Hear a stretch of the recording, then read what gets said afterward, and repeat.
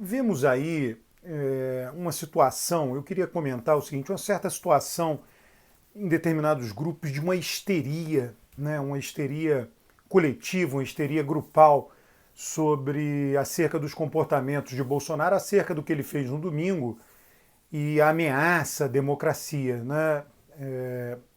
Por um lado, há uma certa histeria, né, com relação à força das instituições democráticas e, por outro lado, o que coincide, são duas faces da mesma moeda, uma histeria com relação ao que o Bolsonaro fala, não a decisões concretas. Bolsonaro pode querer fechar o regime. Ele quer, ele é um ditador, vamos supor, ele é um ditador, ele gostaria de se tornar um ditador, só que ele não vai conseguir. Tá? Essa é que é a questão. Ele foi lá, fez um evento, foi noticiado e toda essa visão de que as instituições são fracas acaba que essa visão, na hora que você acredita que as instituições são fracas, você reverbera o que Bolsonaro faz. Sim, se as instituições são fracas, quando ele se reúne com um grupo de seguidores e fala o que ele falou, ele coloca em ameaça instituições fracas. Só que as instituições não são fracas. Eu venho mostrando isso, dizer, o que o Bolsonaro aprovou de relevante até agora. Ele aprovou a reforma da Previdência em 2019, que inclusive foi algo que muito se deveu à ação do presidente da Câmara, Rodrigo Maia, e de um certo consenso na Câmara dos Deputados. Eu não vou aqui ficar discutindo se a reforma da Previdência, tal como ela foi feita, estava certo ou errado. Estou dizendo, os deputados chegaram a um consenso que deveria ser feito aquilo que foi feito, porque é uma emenda constitucional, algo que exige uma maioria qualificada, e os deputados votaram, deputados e senadores, aprovaram a reforma da Previdência. O país envelhece, todo o país envelhece, existem razões técnicas, né, para se fazer a reforma. Poderia ter sido feito outro? Poderia. A correlação de forças no Congresso teria que ter sido outra também. A questão é que isso não se deveu à ação do governo Bolsonaro. Depois, quando se toma o que ele fez de relevante até agora, de fechamento do regime, o que ele consegue fazer, eu acho assim, tem algo muito relevante, muito negativo para o Brasil que Bolsonaro consegue fazer, porque é o que está na mão dele, é muito difícil controlar, que é toda a política ambiental dele de destruição da Amazônia, de destruição das comunidades indígenas. Isso eu acho de uma gravidade enorme e deveria ser buscada uma maneira de conter isto. A outra coisa que acontece é no âmbito estadual, as polícias passaram a matar mais. Polícia do Rio de Janeiro, polícia de outros estados. Então isso é grave, isso precisa de ações para conter. Agora são coisas muito específicas. Isso não significa que a democracia como um todo esteja ameaçada, que o sistema como um todo esteja ameaçado, que não vai haver eleição, que não vai haver possibilidade de alternância no poder. Nada disso está ameaçado. Então as pessoas estão confundindo as duas coisas, lamentavelmente. E aí dificulta. Olha, vamos pegar o caso da pandemia, do coronavírus. Bolsonaro foi inteiramente isolado. Eu tenho no meu canal de YouTube, se você colocar na procura de meu canal do YouTube medidas provisórias, você irá encontrar um vídeo que gravei em dezembro de 2019. Peguei dados que tinham sido divulgados no site, se eu não me engano, no Congresso em Foco, e mostrei, né, neste vídeo como Bolsonaro havia sido, desde Collor, tá, o presidente que menos aprovou medidas provisórias. Né? Então aí eu faço um esforço que eu acho desagradável até, né? É um esforço, é um trabalho. Você ir atrás da evidência, dá trabalho, não é só pegar e sair falando. Olha, as instituições estão em ameaça. Não, peraí, estão mesmo, deixa eu... Aí você tem um trabalho de procurar as evidências, de compilar. Eu tenho um PPT que eu vou colocando isso. Eu cheguei a fazer uma apresentação com esse PPT e transformei em vídeo. Todas as derrotas do governo Bolsonaro. Então, quer dizer, eu vou lá e tenho o trabalho de mostrar que em decisões concretas, em ações concretas, o poder do governo vem sendo limitado. Aí, de repente, alguém aparece e despreza tudo isso. E diz, não, as instituições são uma ameaça. Eu falei, mas cadê as evidências? As evidências são falas de Bolsonaro. As falas são respondidas com outras falas. Com nota de repúdio, fala para lá e fala para cá. Agora, as ações concretas, elas não existem. Pelo contrário, e aí volta aqui ao caso da pandemia.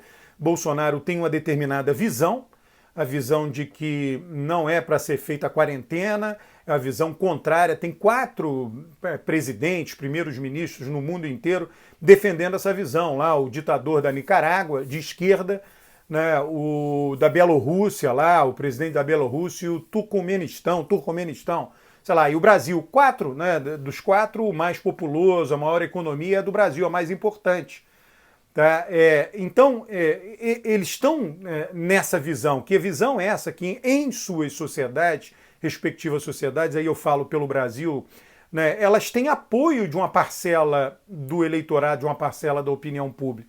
Então, eles representam uma parcela minoritária? Sim, minoritária. É errado do ponto de vista científico e técnico? Sim, é errado do ponto de vista científico e técnico. Ele foi contido dentro do que as instituições permitem conter? Sim, ele foi contido. O próprio Bolsonaro foi a público dizer isso, uma coisa até humilhante do ponto de vista dele. Ele disse que ele não podia fazer nada, que todas as decisões estavam na mão de prefeitos e de governadores de estado. Veja, o próprio presidente da República admitiu publicamente que ele tinha, o poder dele tinha sido, entre aspas, subtraído. Né, o Supremo Tribunal Federal tomou essa decisão. Então, as instituições, elas fizeram o que está na mão delas fazer. Aí eu noto pessoas querendo o seguinte: não, ele tem que sofrer impeachment. Peraí, não é assim. Bolsonaro foi eleito, ele foi eleito faz menos de 1 ano e meio. Ele tem apoio de um segmento grande da sociedade. Pode não ser o segmento que eu concorde, que você concorde, mas ele tem apoio, tem pessoas que votaram nele, que apoiam e querem, erradamente que seja, enfim, mas querem dar uma chance para ver se ele se enquadra. E nós vivemos no presidencialismo. Eu chamo a atenção disso. Quer um sistema que tire mais facilmente o chefe de governo? Então tem que adotar o parlamentarismo. Aí corre o risco de ter um Eduardo Cunha como primeiro-ministro para sempre. Tá? Nada é perfeito, nada tem só vantagens ou só desvantagens. Então o fato é que nós temos um regime presidencial cujo mandato daquele que é eleito é fixo. Nós temos hoje Bolsonaro como presidente da República. O que ele defende vai contra a ciência e aumenta o número de mortes por conta do coronavírus. Eu posso ser um desses atingidos. Nós estamos numa roleta russa, jovens morrem, não são só idosos, tem familiares mais velhos, meus pais, podemos ser todos atingidos. Qualquer um de nós pode vir a falecer por conta do coronavírus. O presidente poderia ser indiretamente responsabilizado? Sim, talvez sim, né? Mas a questão é que a sociedade como um todo decidiu que ele fosse o nosso presidente. Pode não ser com o seu voto, mas decidiu que ele fosse o presidente. A maioria decidiu isso.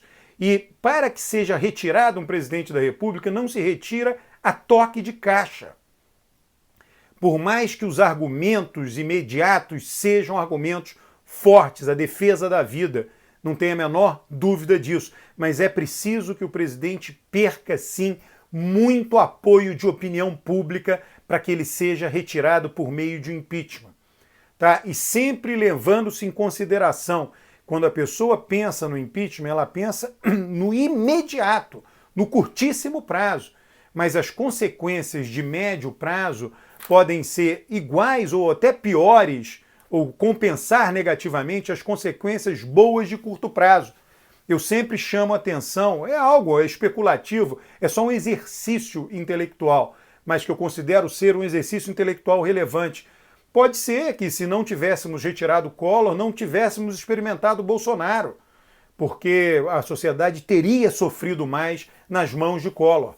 Então, tudo isso que nós estamos vendo passa. Tudo isso passa. As instituições ficam e as instituições estão reagindo bem. Pode ser que em algum momento as instituições venham a permitir a realização do impeachment, porque também tem essa instituição, ela não decide nada, ela não decide, ela não toma decisão substantiva.